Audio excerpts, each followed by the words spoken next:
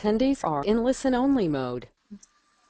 Hi there, ladies and gentlemen. Thank you very much for joining us for today's webinar. It is 6:30 a.m. here in San Diego, California. Before I do anything, as always, can I just ask if you could please raise your hand to let me know that you can hear me loud and clear? Thank you. Thank you very much. I'm just going to put your hands down now. What I'd also like to ask you as well, I'm going to put them down, is to ask you, so who on this call now was also on the last call with Vishen? Who managed to make both calls? Okay, there's a few of you, yeah, because it was quite late last night, depending on where you're from, and also early this morning. So, okay, thank you very much. It was a really great session for those of you that missed it. We had a few technical difficulties with the sound, but it was an absolutely fantastic session. But anyhow, right, so as always, I would welcome you all to post your feedback. If you have any questions or comments that we don't get to, please feel free to post them on our Facebook wall. You can find that at facebook.com/WBECS. That has been growing like crazy. Our tribe is growing very fast. You'll find lots of fantastic information on there.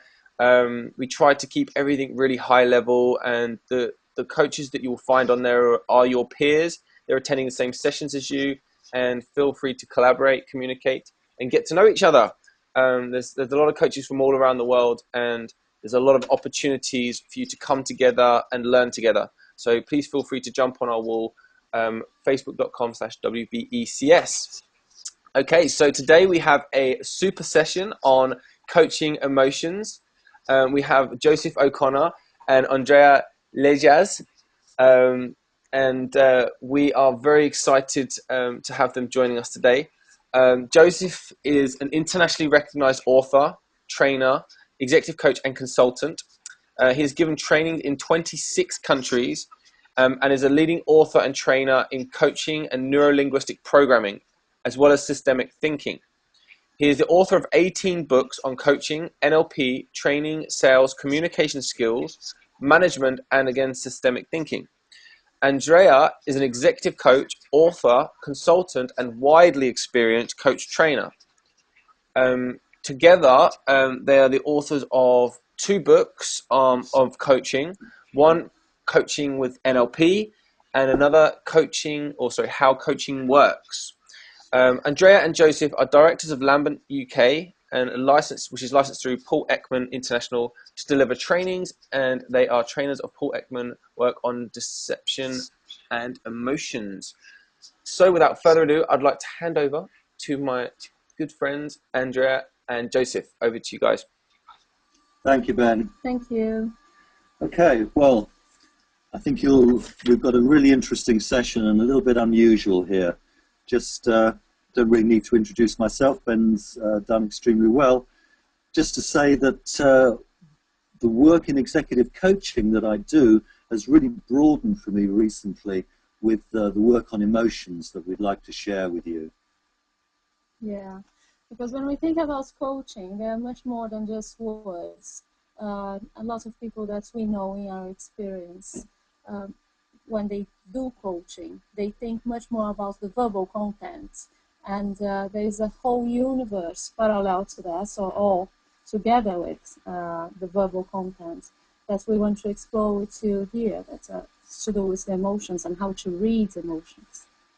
Yes, after all, the words are only just one channel. We have face, we have voice tone, we have verbal style, and of course body language.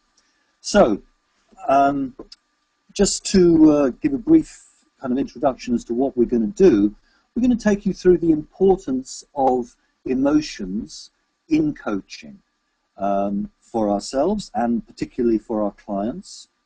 Why are they important? We're going to walk through some of the universal signals of emotion. And when we talk about emotion, we're not talking about overt displays of emotion. We're not talking about the sort of coaching where if the client doesn't cry twice, then it hasn't been a good session. This is a little crazy for us. So when we talk about emotion, we talk about the meaning that things have. We talk about the energies that, that things have. We talk about the emotion, the thing that moves us, because there is no thinking without feeling and no feeling without thinking. The two always go together. So we want to add a whole other dimension to our coaching today and give you some practical examples as well.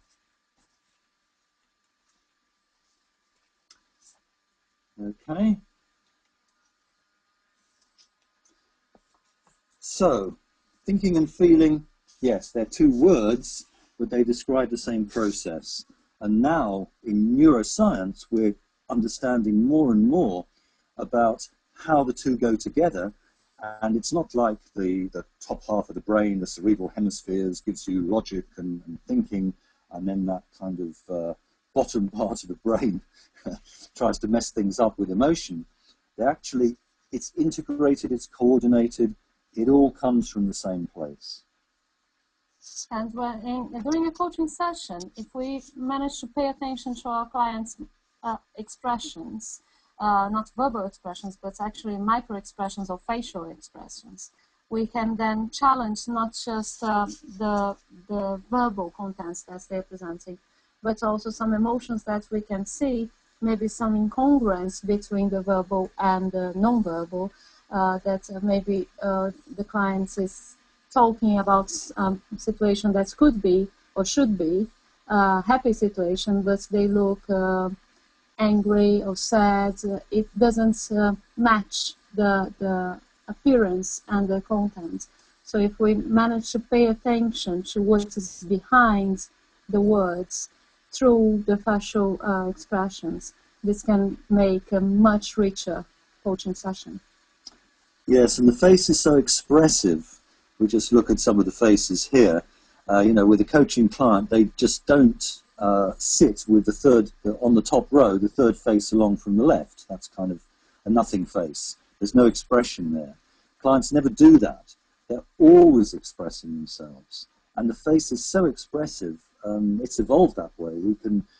We can actually see facial expressions from 40 feet away, in order to know, of course, whether people are friendly, whether they're happy, whether sad or angry, so that we can interact with them, so that we can communicate with them and build relationships, because that's what emotions are about.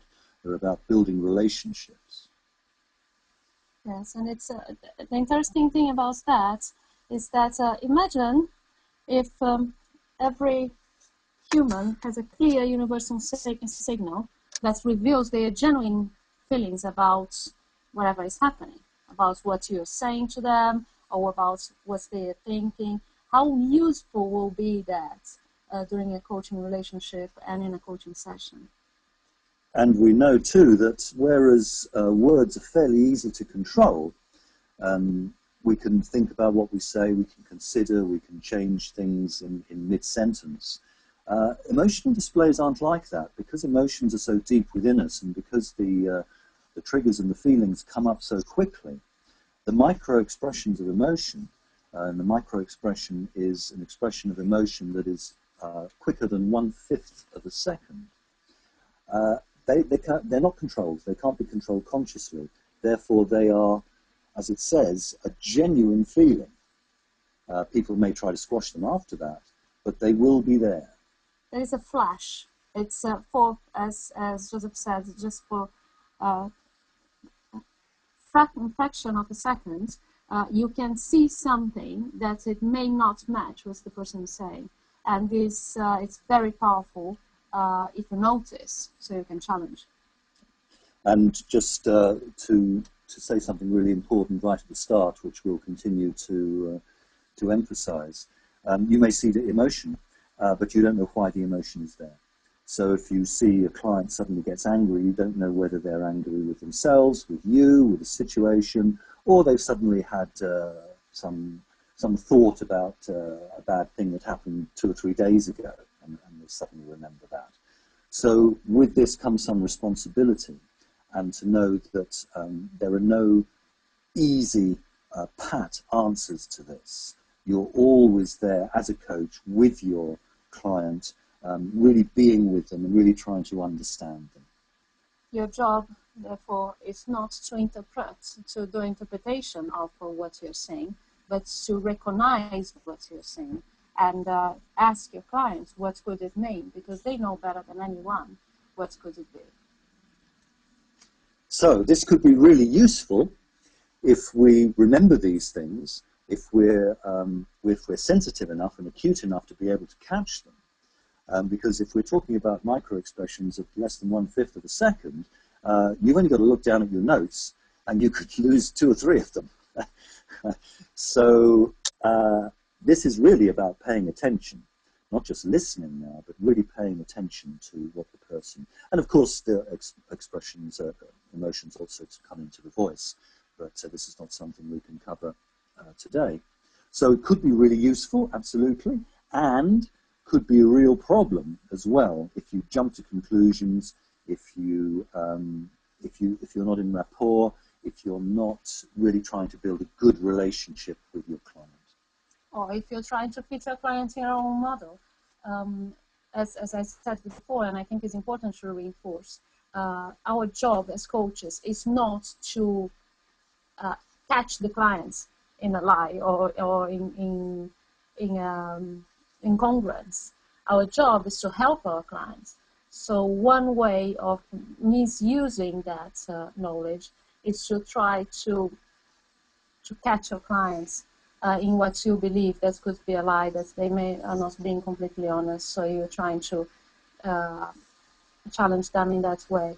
But in the other way, one good way of using that knowledge is, as I said, just recognizing the emotions that are there, and there are plenty of emotions all the time, and see if how do they play together, how do they play as a group, as a system, and how this is helping or not your clients, and what can you do about that. Therefore, we would like to present that graphic that's based on the Goleman work on the emotional intelligence, and it's basically about 4 steps of managing emotions. So it starts with, of course, your self-awareness, you understanding, you realizing which emotions do you feel, which emotions are part of you, how you're feeling in that moment during a coaching session. And then once you're aware of that, it's your own management. What do you do with that? How can you use those emotions in the best way for both you and your clients? Just after you do step 1 and 2 very thoroughly, then you manage to go to step 3. That is now what we are saying about recognizing the emotions in your clients. For after that, then help them to manage it. Yeah, so this is of course, from emotional intelligence, and it's for coaches. I think it's really summarizes everything. You've got to be sensitive to your own emotions. You then manage them, and this is a model, of course, for your clients, because coaches are leaders in terms of they model the skills that they ask the clients. And this particular webinar is going to be focused on quadrant 3, because we're becoming aware of others' emotions in a way that perhaps we haven't done before, so that then we can go into quadrant 4 and manage them. So there's our kind of framework for emotions, and let's move just on to the next, because when we say emotions, I mean, what do we mean? What do we mean by emotions? And Paul Ekman, whose picture is there on the left, has done a lot of work in emotions, which many of you may well have read about or heard about. It's written up extensively in Malcolm Gladwell's book, Blink. So if we think about emotions then, emotions help us to deal with matters of importance to our welfare without thinking. So a couple of important things there. One is it happens without thinking. We don't, when something frightens us, we don't think, oh, shall I be frightened? Yes, I think I will be. we're frightened. That's it. When we get angry, we don't kind of think, oh, I don't know whether I'll get angry or not, shall I? It happens. We get flashes of anger. The same with many emotions that come up, and of which there are some that are universal. We'll come on to that in a moment. So it happens without thinking. It's reliable and genuine, and it's about values. It's about matters of importance to our welfare and the welfare of those that we love. And the interesting thing about that is that genuine emotion normally shows as a flash in your face. If, for example, someone gets surprised, you can see a very quick opening of the eyes and the mouth. You can notice the expression of surprise in a person's face. But if this same expression lasts too long, then you know already that's fake, because true emotion normally flashes in your face. And of course, you can still be happy and still be smiling after 10 minutes. But that's genuine first emotion that you feel normally presents itself as a flash in your face, what we call micro-expressions. Yeah, and Andrea just brought up an important point about then people can pretend emotions. But the pretense of emotions is always going to have something wrong with it. It's not going to be authentic. It's often too long. But this is something that we'll deal with in more detail in our other WebEx presentation on deception and credibility. But we do have a couple of polls here for you, just to see how many of you know about the universal emotions in terms of some emotions have universal signals. Paul Ekman did the research in New Guinea, in Brazil, all over the world. It doesn't matter which country you go to, there are universal signals of a certain number of emotions. And we just want to do a couple of quick polls to see, as a little kind of fun test, whether you're familiar with these. It's what's true emotions. Yeah. Yeah. So what I'm doing, I'm just to let everyone know, there's going to be 2 polls and there are 10 answers altogether. So do you want to clarify how people vote for that? Yeah, out of those 10, 7 will be emotions with universal expressions, only 7. 3 will be feelings, which we can think about and are important, no doubt, but they're not emotions in terms of universal signals that happen without thinking, as we're talking about. What it means is that there are several emotions that the universal signals or the facial expressions of it are exactly the same, independent of the culture, the gender, the race, anything. It's all around the world. When someone feels afraid, for example, it will show the same kind of movements in certain muscles or facial muscles. And this is genuine and is universal. So what we are trying to find out now is how many of you can catch the 7 emotions that have universal facial signals. Okay, so I'm just going to close off this first half of the poll. The results from that are 26% of you have said shame, 85% of you have said anger, 80% of you have said sadness, 87% of you have voted on fear, and 16% on guilt. Okay, moving on. I'm going to close that poll. And then there you go, you can see that there. Everyone can see the results there. Okay, so I'm now going to hide the results and start the second part.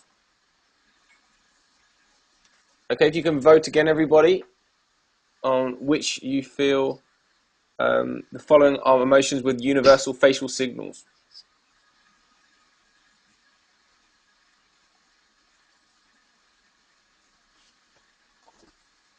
Okay, we'll give everyone just about another 20 seconds, 20, 30 seconds to vote. We've got about 50% of you have voted, 60% of you have voted, 70% of you have voted. Okay, maybe 5, 4, 3, 2, 1. Okay, I'm going to now close the poll and share the results with you. And there you can see that 24% have said hate, 33% have said contempt, 64% disgust, 83% happiness, and 89% surprise. Aha. I'm surprised that surprise has the biggest score.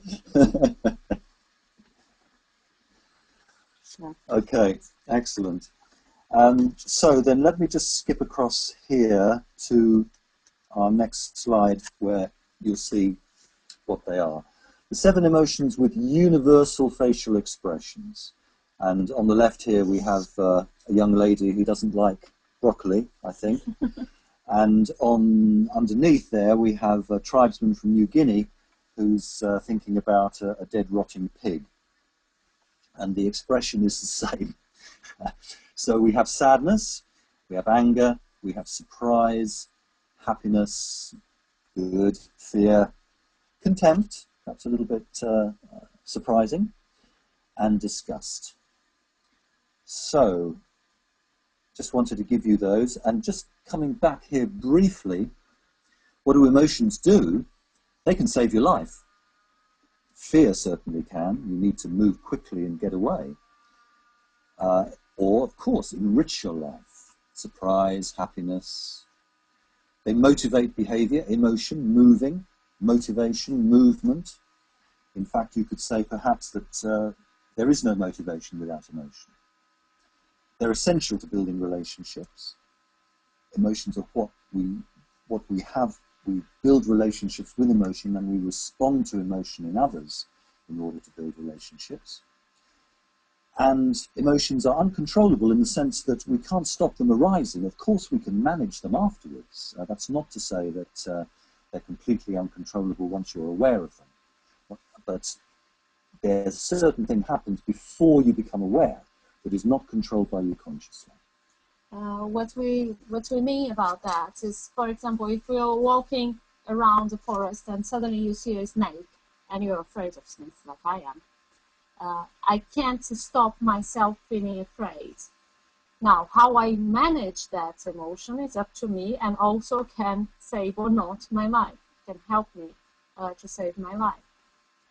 But the rising of the feeling of the fear is uncontrollable.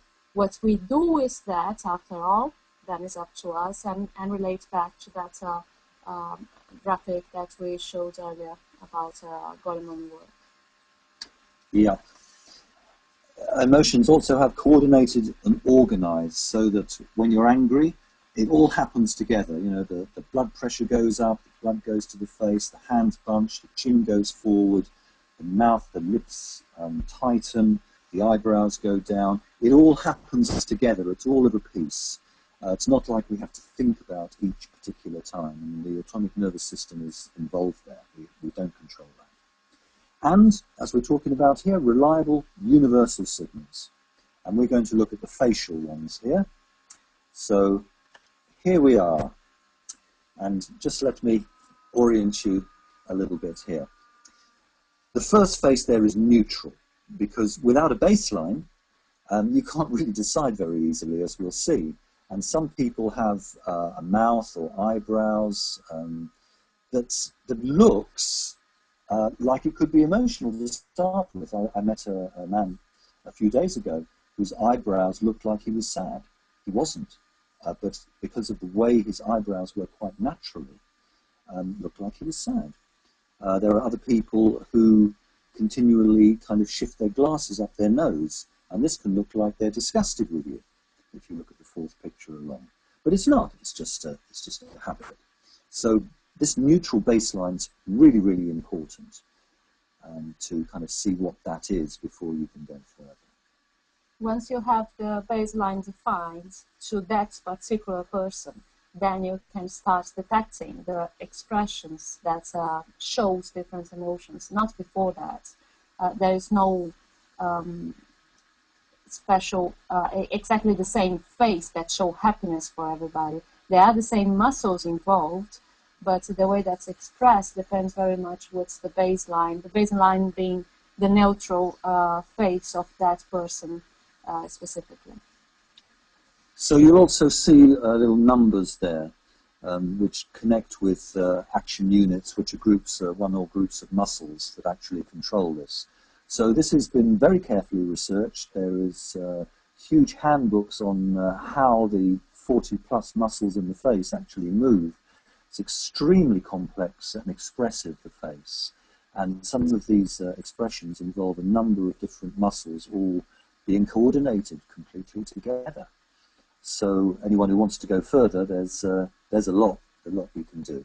But let us just take you through briefly these 7 emotions. Starting with the second one at the top there, anger. So you'll see with anger, the lips roll in and the eyebrows come down, and you'll see that kind of dimple between the eyebrows there that's formed. The eyelids tighten, so you get this kind of glare. And, you know, I think you look at that, you're pretty sure what that person is feeling. And I think it's important to say here that Andrea's already said about micro-expressions where they flash on the face, but you don't necessarily get all of these together. So someone can just start being angry and the lips can tighten, but nothing else will happen.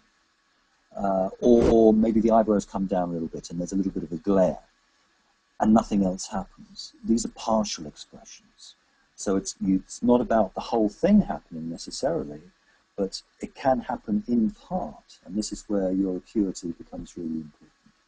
This is also what some people call, if you're not educated, if you didn't study this material, Polakman studies and research, some people say that I don't know exactly what was it, but I had the intuition that something was not right.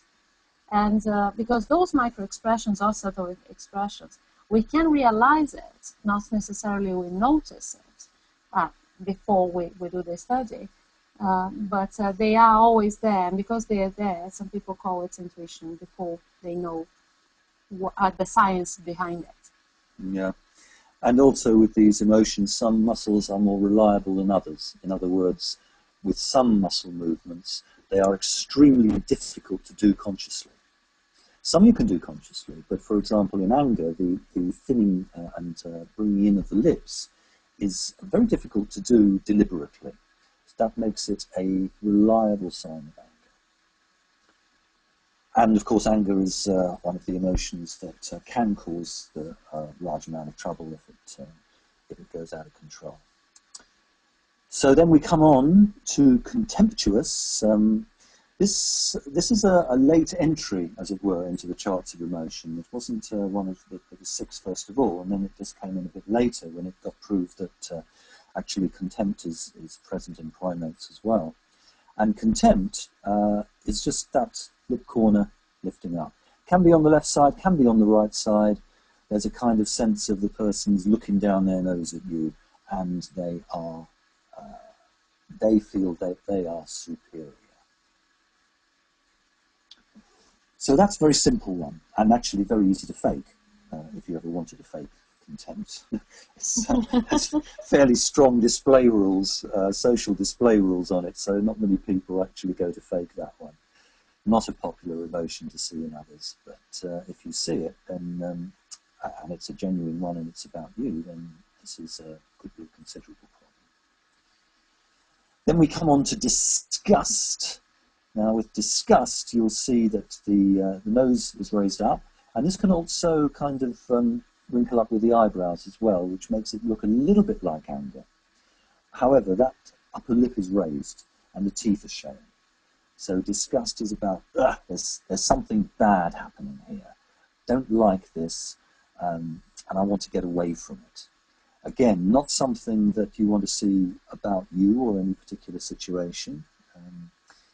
You'll see it all the time with regard to unpleasant smells and unpleasant sights. But if it happens with regard to people, then this is a very strong indication that there's a breakdown in the relationship. So then we move on to fearful.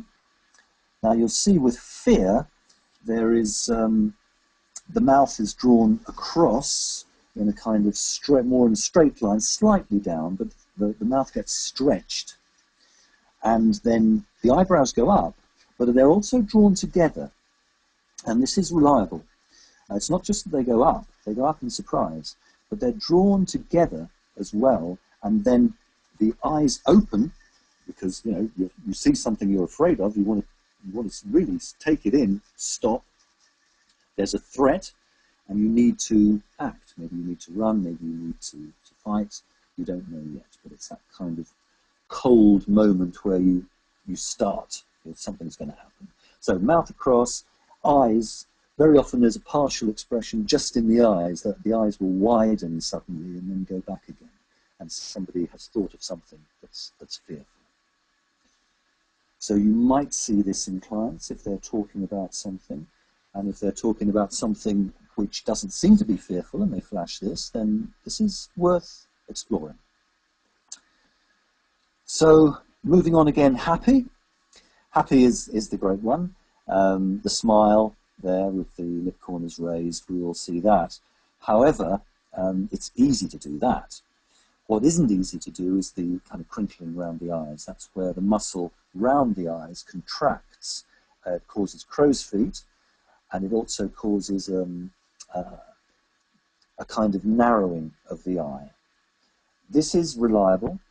It's a reliable smile. If you look at people smiling, once you know this, you'll be able to see whether it's a genuine smile with the eye involved, or whether it's just a false, polite, or masking smile, which is the easiest way to placate someone or to hide some other emotion.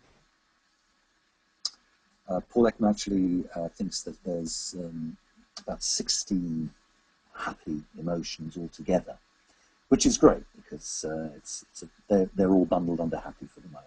But things like awe and wonder and that kind of triumph that you see in the faces of Olympic athletes, or when a client's done something really great, and even the feeling of pride that you feel when a client's done something really great. There's a lot of things, a lot of research still to be done there. Sad. Now you'll see with sad, the lip corners droop down.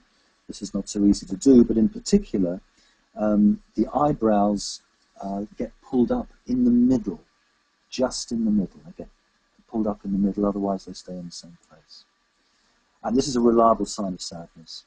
And just to give you a practical example, I was with a client a couple of weeks ago, and they were talking about a party where they were. And on the face of it, it was a great time. They said they were having fun. They were meeting with a lot of friends and people from their own work, and also people from other companies. And he was just talking about this in a general sort of way. And yet, 3 or 4 times, the eyebrows, they're just twitched up in the middle there. And I'm thinking, there's something else here. So when he'd finished, I said, it's interesting what you were saying about that party. Seemed like a good time, but I just get this idea that maybe you're a little bit sad about something there. And he thought for a moment, and then he said, yes, you're right. You're right. And then he started talking about a lot of things that he was sad about in terms of business and in terms of the sorts of, shall we say, backstory to the conversations that he was having. And that's where the session went, and it was an extremely valuable session, and I'm not sure that it would have gone there or been so valuable without me bringing up that question. And I wouldn't have brought up that question unless I noticed that particular sign. And finally, surprise. Yes, mouth open, eyes wide, eyebrows straight up. Nice and straightforward. It's like, ha, I pay attention. And as Andrea said, if this goes on more than a second or two, it's a fake. And surprise is a kind of transition emotion. It always moves on to something else. Happiness, or sadness, or fear, or Disgust. Disgust. Broccoli again. No. Or whatever. So this is a very, very brief journey through these emotions. Very brief indeed. But hopefully gives you a sense of the interest and complexity and possibilities that this can bring up once you start to know about this stuff. And we'll be exploring much more about this subject on the 26th of June when we do our official summit presentation. So you're very welcome to come and join us on the 26th of June. Yes, where we'll be going more deeply into this and also talking about deception and credibility in the coaching relationship. So that's our presentation. There's a lot there, and we know that we're kind of skimming over quite a bit, but we really want to just pique your interest a little bit to show you the wide and interesting possibilities that there are there, and open now to any questions that you might have. Brilliant. Thank you very much, guys. What a super session. We have lots of questions already. I'm not going to ask for any more questions because we already have lots. Okay. What are the dangers in misreading these expressions when coaching? Well, if they're universal expressions and you're good at it, then you won't misread it. That's the first thing. There's a danger in misreading. You know, if you see sadness and you misread it as anger, then yeah, you're wrong. And if you follow that up, then there's going to be a problem. So that's one thing. There's a danger in misreading. Second thing is, as we talked about, if you read correctly, you have a choice there. You have an ethical choice. What do? Do you mention it? Do you not mention it? Do you leave it aside for a moment? This is then an ethical choice on your part as to what you do with that information. And as they say, the responsibility of knowledge and skill brings responsibility.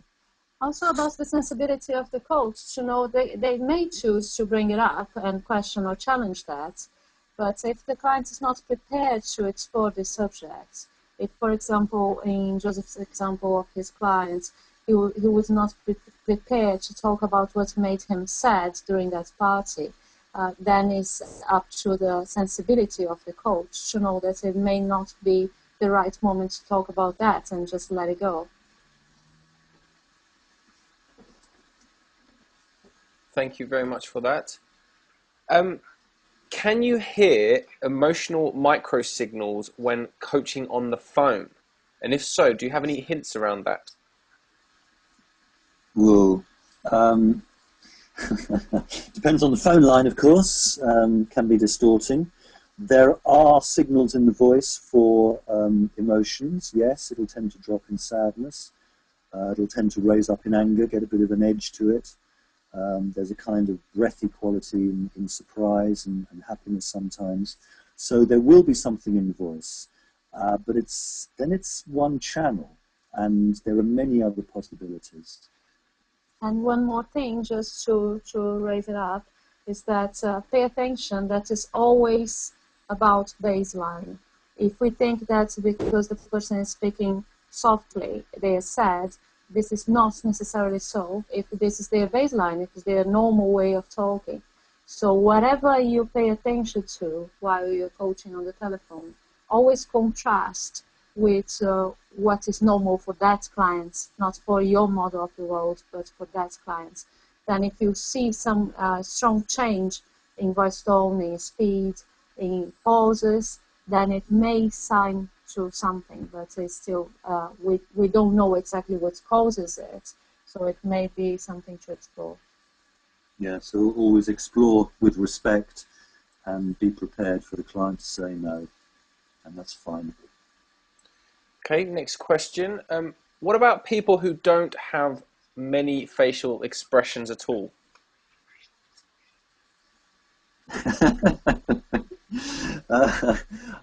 Well, some people, some cultures have display rules.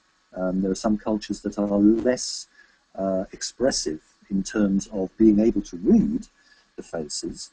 But we're talking about universal facial expression of emotions here. So they are present in everybody. The two questions. One is, are they obvious or are they subtle and partial or micro? And also, if there is any Botox. Yeah, Botox can really screw this up as well. Yeah. And then the other thing is, of course, it's about us. Are we acute enough to see the signals when they're there, or whether we think there's nothing there? So there's two aspects to that, as well as the chemical one. Yeah. Thank you very much for that. Okay, the next question is this. What is the benefit for my client or for me as a coach to be able to read and articulate my client's expressions instead of just prompting what my intuition tells me what's there?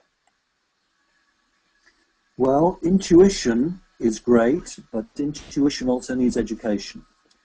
I think we all, as coaches, have great intuition when we pay attention.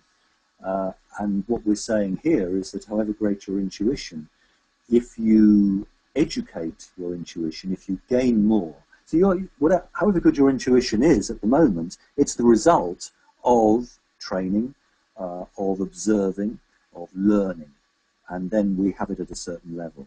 So what we're saying here is we can take it to another level where your intuition will be even better and you'll get even finer distinctions and be able to help your clients even more. So once you educate yourself on that micro expressions, for example, of course the intention is not that you are just paying attention to that, otherwise you'll distract you of all the other messages that the client is giving to you.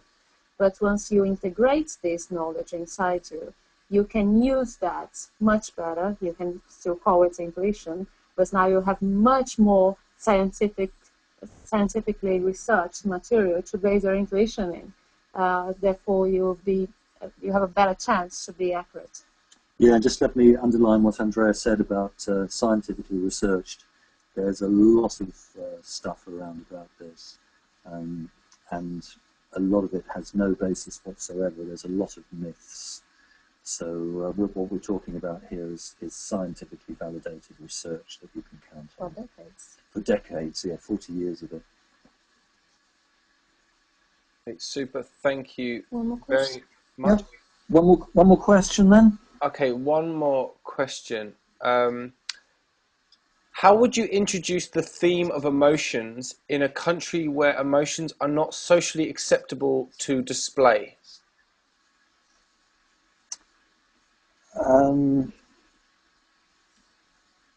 Well, there's a difference, isn't there, between what we feel on the inside and what we're allowed to display in certain contexts and certain situations. For example, I've done a lot of work in Japan, where the display rules are much stronger than in the UK, and a lot of work in Latin America, where the display rules are a lot more lax than in the UK. Now, if we talk about Japan, Japanese people feel deeply.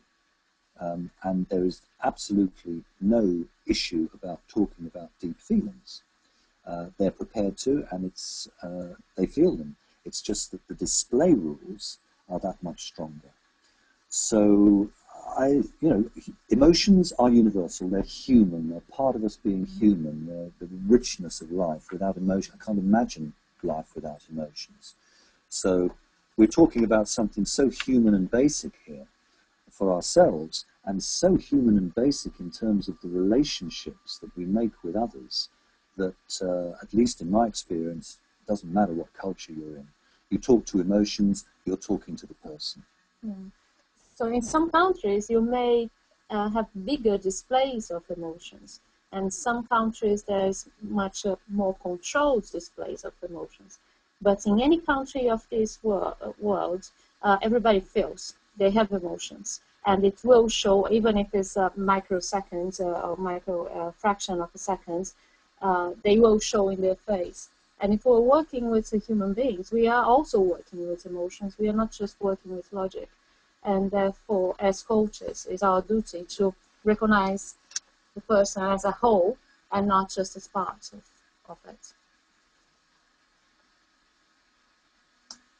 Super. Thank you very much for that. Sorry, I just keep muting myself. That was an excellent session and very well answered questions. Thank you so much to both of you. Everybody who is still with us, we would love to hear your feedback. We would love you to jump onto the Facebook wall, facebook.com/WBECS. I know quite a few of you didn't have your questions answered, so please feel free to jump on there and put your questions and comments on there as well. That'd be super. I believe this is the only session we have today, so this is the final session for today.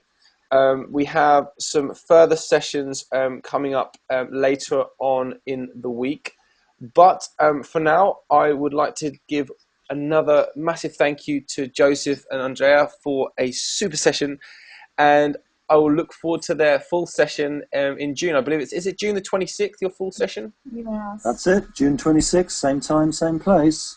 Okay, fantastic. We'll look forward to that. It'll be a lot more of a reasonable time for me because I will be in the UK then, so I will be a lot more exciting in my demeanour. So, and my facial expressions will be lots bigger smiles than waking up at 5:45 in the morning.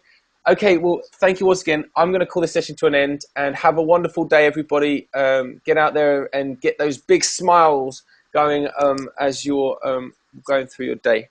Okay, Yeah, take don't care. forget the eyes. Yeah, and don't forget the eyes. Yeah, the eyes are a critical one. Thank you very much, Ben. Thank you very much, everybody. Yeah, thank you, Ben. Thank you, everyone. See you in June. Thanks a lot. See you in June. Bye-bye.